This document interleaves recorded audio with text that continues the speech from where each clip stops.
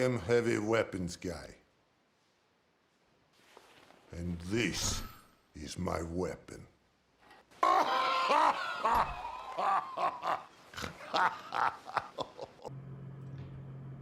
We are unloaded and safe.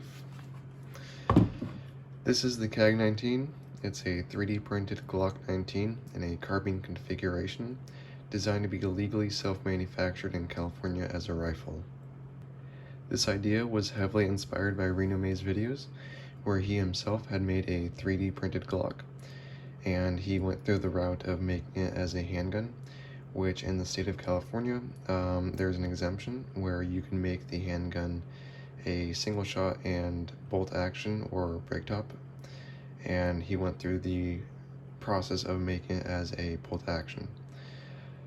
So what I did is I took that idea and I went through the route of making it as a rifle instead, using a similar 17-4 pH stainless steel block.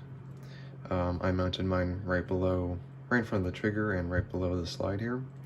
Reno May had put his on the side handle here.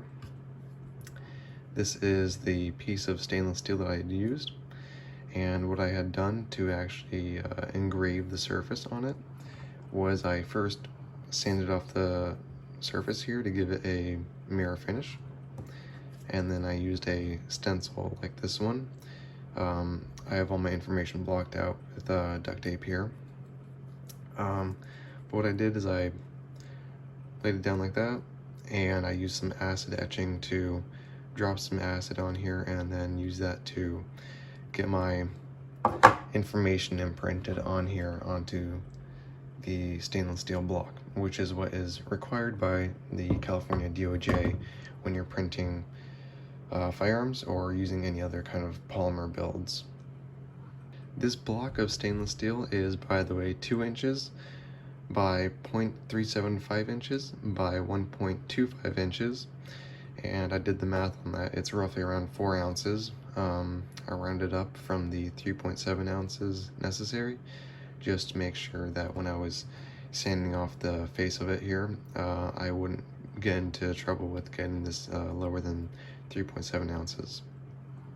So to legally self-manufacture a firearm like this one, you would have to go to the California DOJ, go to their CFAR's website, and then on there you would go through the USNA process, which stands for Unique Serial Number Application.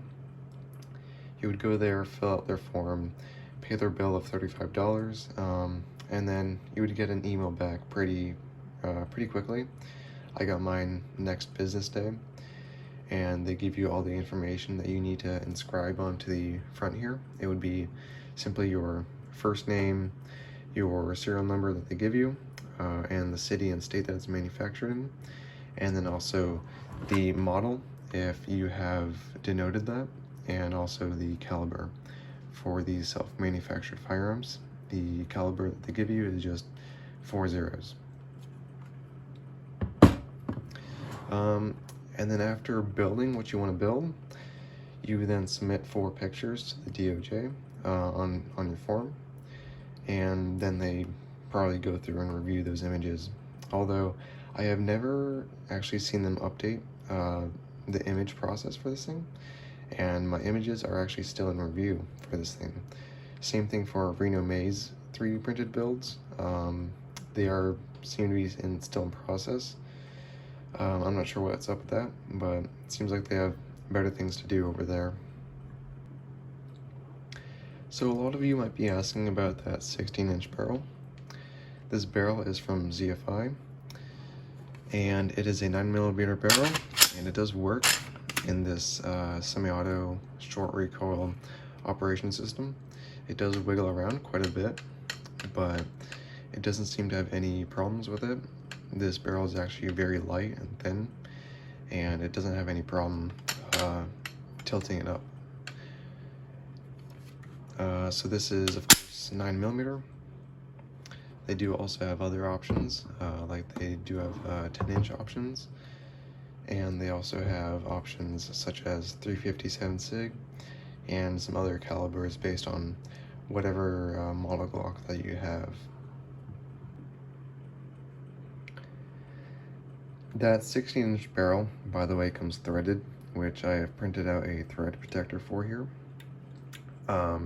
If you've seen some other pictures of this thing, you might have seen it as a magenta colored thread protector. That color was a little bit too close looking to orange. I don't want this thing to be mistaken as a BB gun or anything like that. Just made it white as a precautionary thing. A lot of the internals on this system are OEM. The slide, everything in the lower assembly is all OEM. These Glocks, or these magazines, are regular Glock magazines, just 3D printed out. I actually made quite a few here. They work pretty well. They're a little bit of a snug fit on this build. They don't always drop out. A little force right there. But they work pretty well for homemade magazines. So I've taken the barrel off here, or the upper assembly, and we can take a look at the internals here. We have a pretty standard Glock mechanism. We have the trigger, which links up to there, our locking block, our front rail, back rail. These are provided by Aves rails. I believe the Riptide rails will also work as well. Everything else here is pretty much just OEM, besides those rails. OEM mag release. And so some of the nicest features about this thing is that in all of this weighs around 2 pounds, more like around 2.5 pounds once this thing is fully loaded. One of the biggest design considerations that I kept in mind while designing was I wanted to make this thing collapsible. So what I have here is a little butt plate that slides off, which then reveals 3 little sections here. This top section here allows me to insert a typical Menendez magazine, just your regular 10 rounder. So that fits in right in there nicely. And then I think the most important part is this here upper assembly actually gets inserted right around there. So I'll show you how that looks like. If we just line it up, that in there, slides right through the stock, and there we go. So it slides in just like that. You can see the back of it right there. And then if I close this up here, it's pretty snug in there. So there you can see the hole that comes out of the stock, and then the front, the muzzle, slides right into the front of the grip here.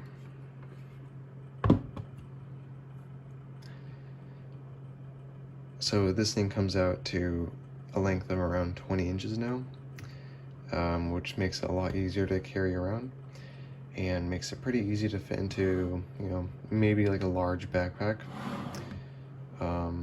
And together, it just has a nice weight to it.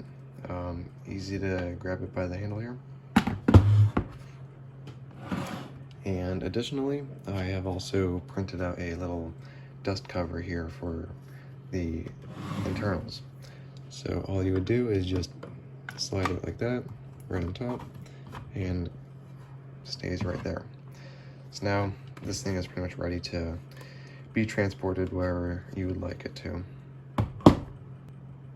So if we take a look at my design here, we have 4 main parts. We have the front grip, we have the receiver, we have the fin grip, and we have the stock. The frame or receiver is a typical Glock receiver. The only thing that I added on was this handguard here, the little space for the piece of metal, and 2 pick rails here, which allows for the front grip to be slid onto it and then pinned down with some set screws.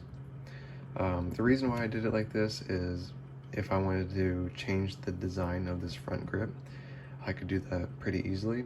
If it were part of the receiver, I would then have to print out a new receiver, and which then would require some additional legal fees, which I don't want to do. And then going to the back here, we have our fin grip. This mounts onto the receiver here with 3 screws. You can see there's the 3 entrance screws, entrance holes for the screws. And then we have 3 hex nuts there, pinning them to the handle here. And then similarly, we have 4 screws mounting the fin grip to the stock. We have 2 on this side, 2 on that side, and then there's some hex nuts that are inserted here. If you download the design that I have published, these actually come with only 2 holes on each side.